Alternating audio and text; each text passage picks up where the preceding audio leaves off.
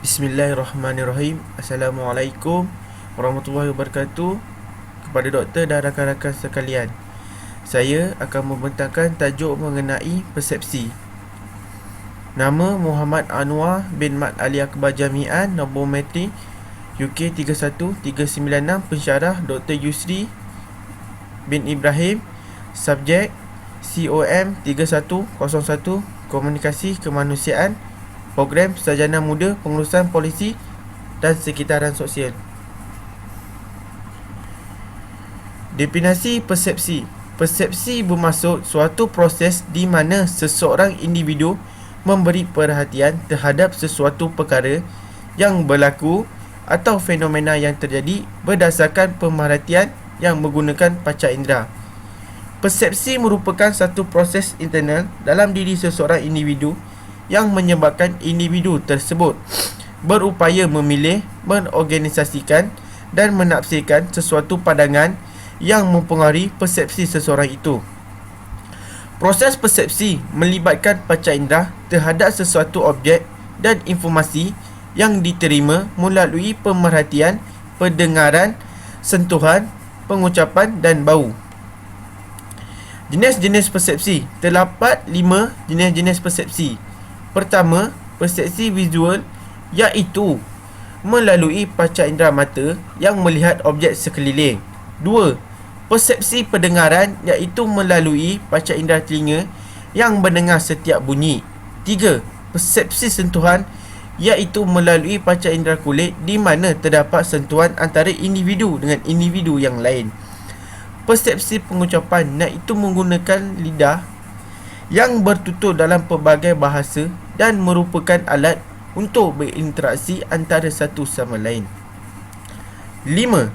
Persepsi bau, iaitu menggunakan panca indera hidung mengenai pandangan terhadap sesuatu bau, sama ada menyenangkan atau tidak menyenangkan. Sebagai contoh, wangi, harum dan busuk. Faktor yang mempengaruhi persepsi. Pertama, objek dan perbezaan.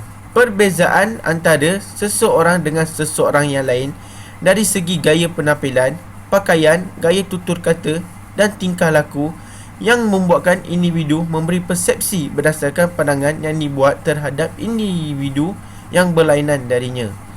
Gerakan, sebagai contoh, perlahan, pantas, cepat, lembap dan tangkas. Misalnya, sebuah kereta dipandu secara laju. Oleh itu timbul beberapa persepsi kenapa kereta tersebut dipandu secara laju. Ukuran, iaitu ukuran mengenai luas, sempit, kecil, lebar, besar, panjang dan pendek terhadap sesuatu ruang yang diperhatikan. Sebagai contoh, keluasan padang bola sepak, panjang pokok kelapa dan sebagainya. Bunyi dihasilkan oleh sesuatu objek seperti alatan muzik dan sebagainya. 2. Persepsi umum, pengalaman dan ingatan. Pengalaman dapat dikatakan bergantung kepada ingatan. Dalam erti lain, sejauh mana seseorang itu dapat mengingati peristiwa lampau. Untuk mengetahui sesuatu pengalaman dalam erti sebuah kehidupan, bergantung pada motivasi seseorang yang ingin melakukan perubahan, sama ada ya atau tidak. Melihat kepada sistem nilai, norma, budaya, ideologi dalam diri seseorang. 3. Keadaan, di mana situasi yang berlaku di sekeliling individu tersebut. Sebagai contoh, kemalangan jalan raya yang menyebabkan individu tersebut membuat persepsi bagaimana kemalangan tersebut boleh berlaku. 4. Ketenangan hati, keadaan emosi secara tidak langsung akan mempengaruhi tingkah laku seseorang.